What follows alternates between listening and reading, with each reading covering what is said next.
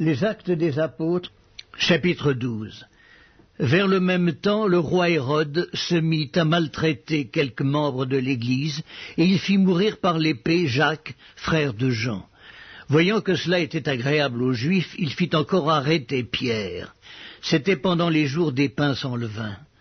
Après l'avoir saisi et jeté en prison, il le mit sous la garde de 4 escouades de 4 soldats chacune, avec l'intention de le faire comparaître devant le peuple après la Pâque. Pierre, donc, était gardé dans la prison, et l'Église ne cessait d'adresser pour lui des prières à Dieu.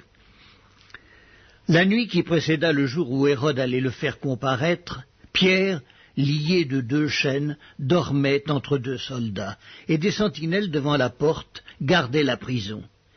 Et voici, un ange du Seigneur survint, et une lumière brilla dans la prison. L'ange réveilla Pierre en le frappant au côté et en disant « Lève-toi promptement ». Les chaînes tombèrent de ses mains, et l'ange lui dit « Mets ta ceinture et tes sandales ». Et il fit ainsi. L'ange lui dit encore « Enveloppe-toi de ton manteau et suis-moi ». Pierre sortit et le suivit, ne sachant pas que ce qui se faisait par l'ange fut réel, et s'imaginant avoir une vision. Lorsqu'ils eurent passé la première garde, puis la seconde, ils arrivèrent à la porte de fer qui mène à la ville, et qui s'ouvrit d'elle-même devant eux. Ils sortirent et s'avancèrent dans une rue. Aussitôt l'ange quitta Pierre. Revenu à lui-même, Pierre dit « Je vois maintenant d'une manière certaine que le Seigneur a envoyé son ange, et qu'il m'a délivré de la main d'Hérode et de tout ce que le peuple juif attendait. » Après avoir réfléchi, il se dirigea vers la maison de Marie, mère de Jean, surnommée Marc, où beaucoup de personnes étaient réunies et priaient. Il frappa à la porte du vestibule et une servante nommée Rhode s'approcha pour écouter. Elle reconnut la voix de Pierre et, dans sa joie, au lieu d'ouvrir, elle courut annoncer que Pierre était devant la porte. Ils lui dirent « Tu es folle !» Mais elle affirma que la chose était ainsi, et ils dirent « C'est son ange ». Cependant, Pierre continuait à frapper. Ils ouvrirent et furent étonnés de le voir. Pierre, leur ayant de la main fait signe de se taire, leur raconta comment le Seigneur l'avait tiré de la prison, et il dit « Annoncez-le à Jacques et aux frères ». Puis il sortit et s'en alla dans un autre lieu. Quand il fit jour, les soldats furent dans une grande agitation pour savoir ce que Pierre était devenu. Hérode, s'étant mis à sa recherche et ne l'ayant pas trouvé, interrogea les gardes et donna l'ordre de les mener au supplice. Ensuite, il descendit de la Judée à Césarée pour y séjourner. Hérode avait des dispositions hostiles à l'égard des Tyriens et des Sidoniens. Mais ils vinrent le trouver d'un commun accord, et après avoir gagné Blaste, son chambellan, ils sollicitèrent la paix parce que leur pays tirait sa subsistance de celui du roi. À un jour fixé, Hérode, revêtu de ses habits royaux et assis sur son trône, les harangua publiquement. Le peuple s'écria « Voix d'un Dieu et non d'un homme !» Au même instant, un ange du Seigneur le frappa parce qu'il n'avait pas donné gloire à Dieu, et il expira rongé des vers. Cependant, la parole de Dieu se répandait de plus en plus, et le nombre des disciples augmentait. Barnabas et Saul, après s'être acquittés de leur message, s'en retournèrent de Jérusalem, emmenant avec eux Jean, surnommé Marc. Les Actes des Apôtres, chapitre 13. Il y avait dans l'église d'Antioche des prophètes et des docteurs, Barnabas, Siméon, appelé Niger, Lucius de Cyrène, Manahen, qui avait été élevé avec Hérode le tétrarque, et Saul. Pendant qu'ils servaient le Seigneur dans leur ministère et qu'ils jeûnaient, le Saint-Esprit dit « Mettez-moi à part Barnabas et Saul pour l'œuvre à laquelle je les ai appelés. » Alors, après avoir jeûné et prié, ils leur imposèrent les mains et les laissèrent partir. Barnabas et Saul, envoyés par le Saint-Esprit, descendirent à Séleucie, et de là ils s'embarquèrent pour l'île de Chypre. Arrivés à Salamine, ils annoncèrent la parole de Dieu dans les synagogues des Juifs. Ils avaient Jean pour aide. Ayant ensuite traversé toute l'île jusqu'à Paphos, ils trouvèrent un certain magicien, faux prophète juif, nommé Bar-Jésus, qui était avec le proconsul Sergius Paulus, homme intelligent. Ce dernier fit appeler Barnabas et Saul et manifesta le désir d'entendre la parole de Dieu. Mais Élymas, le magicien, car c'est ce que signifie son nom, leur faisait opposition, cherchant à détourner de la foi le proconsul. Alors Saul, appelé aussi Paul, rempli du Saint-Esprit, fixa les regards sur lui et dit « Homme plein de toute espèce de ruse et de fraude, fils du diable, ennemi de toute justice, ne cesseras-tu point de pervertir les voies droites du Seigneur? Maintenant, voici, la main du Seigneur est sur toi. Tu seras aveugle, et pour un temps tu ne verras pas le soleil. » Aussitôt l'obscurité et les ténèbres tombèrent sur lui, et il cherchait, en tâtonnant, des personnes pour le guider. Alors le proconsul, voyant ce qui était arrivé, crut, étant frappé de la doctrine du Seigneur. Paul et ses compagnons, s'étant embarqués à Paphos, se rendirent à Perge en Pamphylie. Jean se sépara d'eux et retourna à Jérusalem. De Perge, ils poursuivirent leur route et arrivèrent à Antioche de Pisidie. Étant entrés dans la synagogue le jour du sabbat, ils s'assirent. Après la lecture de la loi et des prophètes, les chefs de la synagogue leur envoyèrent dire « Hommes frères, si vous avez quelque exhortation à adresser au peuple, parlez !» Paul se leva et ayant fait signe de la main, il dit « Hommes israélites, et vous qui craignez Dieu, écoutez. Le Dieu de ce peuple d'Israël a choisi nos pères. Il mit ce peuple en honneur pendant son séjour au pays d'Égypte, et il l'en fit sortir par son bras puissant. Il les nourrit près de 40 ans dans le désert, et ayant détruit 7 nations au pays de Canaan, il leur en accorda le territoire comme propriété. Après cela, durant 450 ans environ, il leur donna des juges jusqu'au prophète Samuel. Ils demandèrent alors un roi. Et Dieu leur donna, pendant 40 ans, Saül, fils de Kis, de la tribu de Benjamin. Puis, l'ayant rejeté, il leur suscita pour roi David, auquel il a rendu ce témoignage.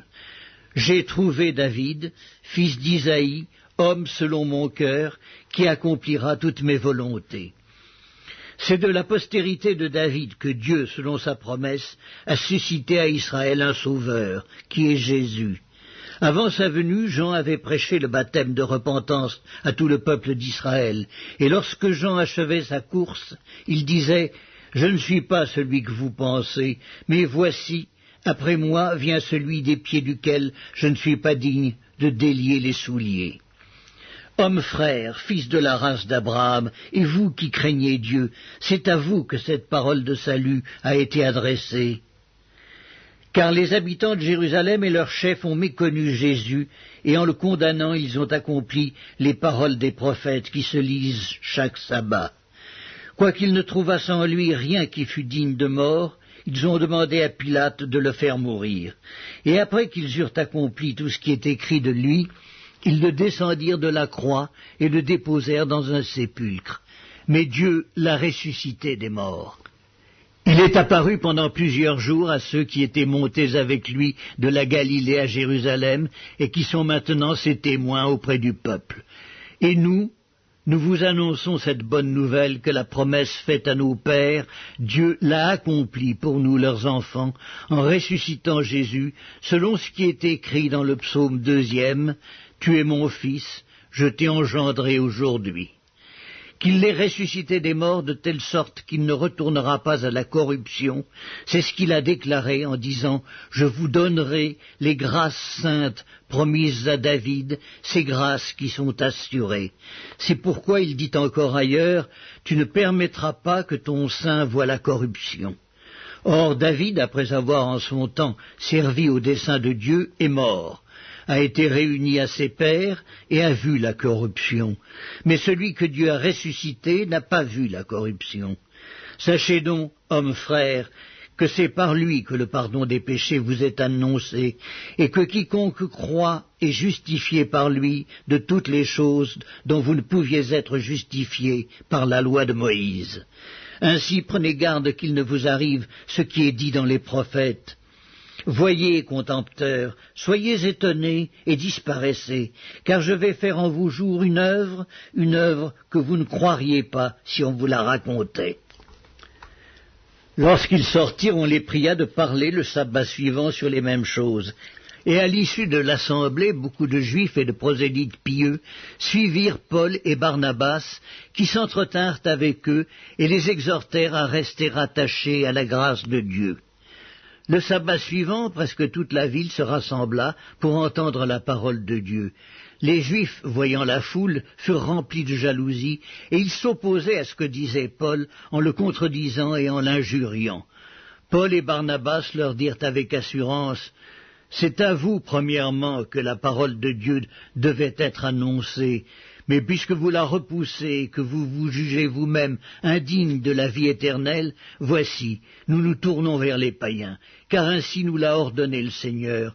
Je t'ai établi pour être la lumière des nations, pour porter le salut jusqu'aux extrémités de la terre. » Les païens se réjouissaient en entendant cela, ils glorifiaient la parole du Seigneur, et tous ceux qui étaient destinés à la vie éternelle crurent.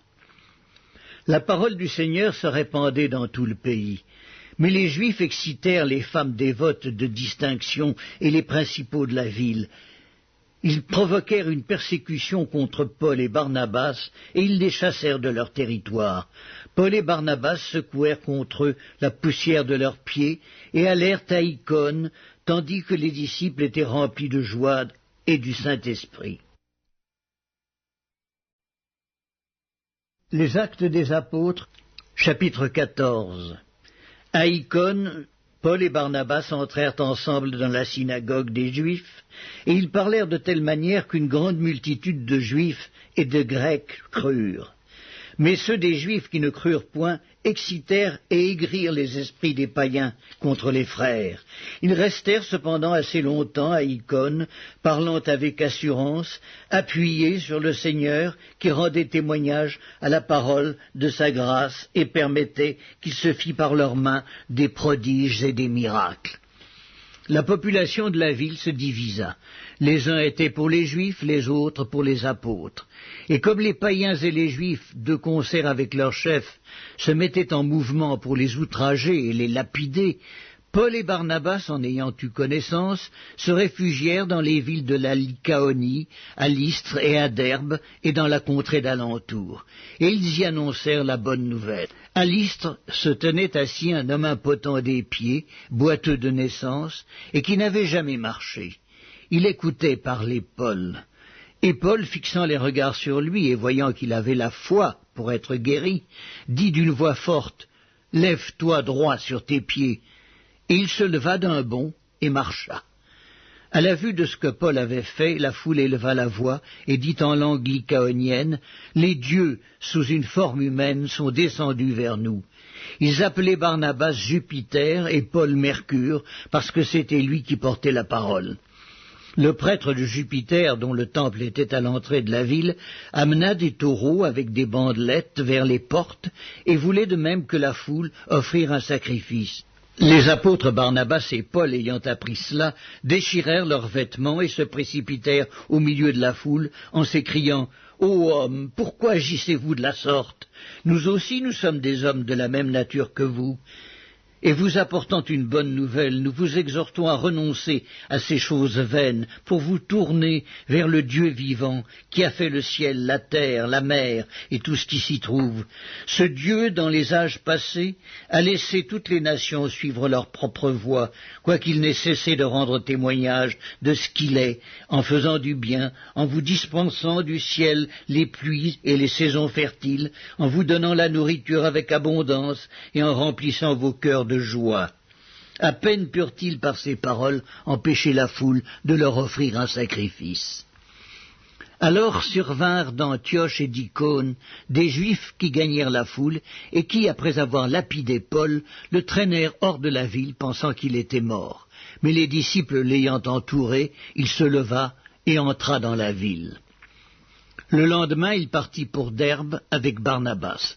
Quand ils eurent évangélisé cette ville et fait un certain nombre de disciples, ils retournèrent à Lystre, à Icône et à Antioche, fortifiant l'esprit des disciples, les exhortant à persévérer dans la foi, et disant que c'est par beaucoup de tribulations qu'il nous faut entrer dans le royaume de Dieu.